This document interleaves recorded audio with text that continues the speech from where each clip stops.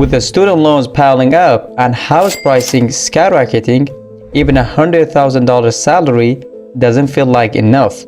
It is tough to get ahead when you are technically considered low income in cities where programming jobs are based. You've been working remotely for a while now, and over time, you've gotten really efficient at your job.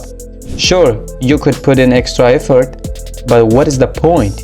You couldn't get promoted for at least 2 more years. So, after wrapping up your tasks in just a few hours, you spend the rest of your day browsing Reddit and playing video games. Then one day, you stumble upon a website called overemployed.com. Turns out there's a whole community of people, mostly programmers, who work multiple jobs at the same time. Some are juggling up to 5 jobs and making over $1 million a year. So yeah, you can have 2 full-time remote jobs, both paying 6 figures. The best part is, they might not know about each other, and it will completely change your life. Overemployed.com calls this the real path to financial freedom. No more worrying about layoffs, office politics, or job security. Some even look forward to getting fired because they walk away with a severance package. But why is this mostly happening to programmers? Well, it is not just because tech jobs have been remote friendly even before COVID. The way programming jobs work makes this easier. Many companies care more about results than hours worked. As long as you get your work done, no one's checking when you clock in or out. So, let's dive into how people are pulling this off with a 5-step plan. Some are even pushing the limits with 5 jobs at once. By the end, you will decide if this is just a clever way to beat a broken system or if these people are crossing an ethical line. How to become overemployed. Only 8% of tech workers feel confident about their job security. That means 92% are worried, according to the CEO of Blind. And just in 2024, more than 150,000 tech workers have been laid off, according to the TechCrunch. Companies are looking out for themselves, not their employees. So, if you want to take control of your financial future, you might consider becoming overemployed. Here's a 5-step plan to do it. Step number 1. Overcoming the barriers, both practical and ethical. A common question is, how is this even possible to have 2 jobs? What if both companies schedule a meeting at the same time?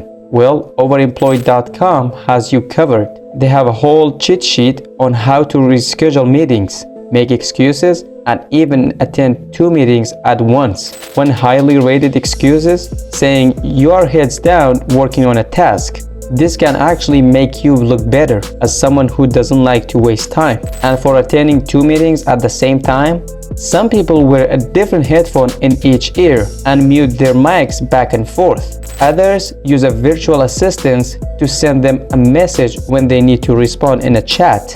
But what about the workload? Can you really work just 4 hours a day while everyone else puts in 8?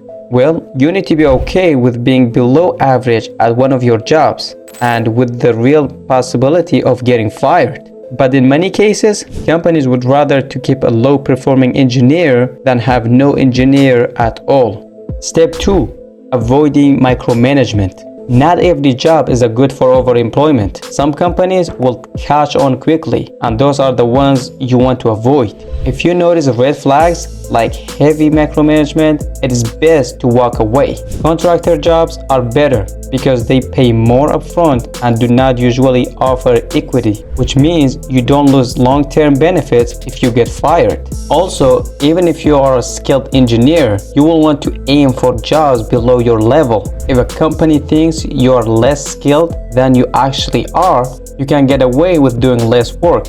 Instead of taking on 2 high-pressure roles, it is smarter to take 2 or 3 slightly lower-paying jobs because combined, they will still pay more than a single high-paying role. Plus, the expectations will be lower from day one. Some people even stumble into overemployment by accident. One software engineer told the Economic Times that he was interviewing for 2 jobs and got 2 remote offers. Instead of turning one down, he decided to try both. And he's been working at two non-competing Silicon Valley companies ever since. But he admits fear of getting caught keeps him up at night. Step 3. The legal implications. According to New York employment lawyer Richard Greenberg, working two jobs isn't illegal, at least not criminally. However, if you sign an NDA and share code, if you work for two competing companies, you could get into serious legal trouble. That said, Greenberg also stated that you would have to be pretty dumb to get caught. Realistically, the worst case scenario is that you get fired. Which brings us to the next step, assessing the risk. Step 4. What happens if you get caught? Some people do get caught. One person who tried working two full jobs got found out.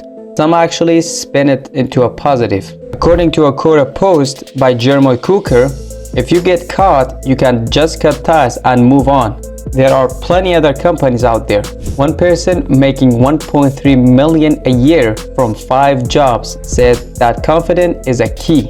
His advice? Expect to get fired. Never stop interviewing and keep moving forward. The jobs that don't notice your lack of work are the ones you should keep. The strategy might work for some, but not everyone can handle that level of stress. Finally, step 5, dealing with stress. A student from Temple University shared their experience. Please don't try this, you will fail. They attempted to work 2 remote jobs, but their daily stand-up meetings kept overlapping, which caused a ton of anxiety. Eventually, they quit one job and felt much better. But what if your employer found out and didn't care?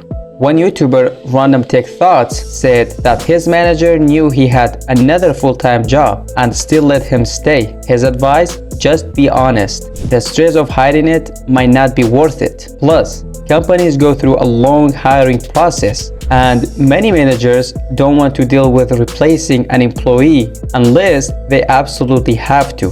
This brings us to an important realization. The people on the other side of the situation, your managers and co-workers, are just people too. One engineering manager, Chris Hansen, hired a new programmer and noticed something was off. The new hire missed meetings and gave weak excuses.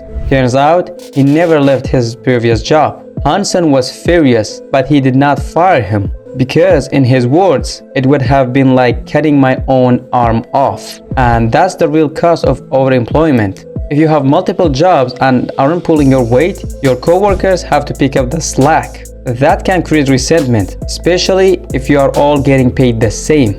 At the end of the day, is overemployment just a way to game a broken system, or does it hurt others in the process? Let me know what you think in the comments. I'm sure there will be some heated debates. Thanks for watching, and I'll see you in the next video.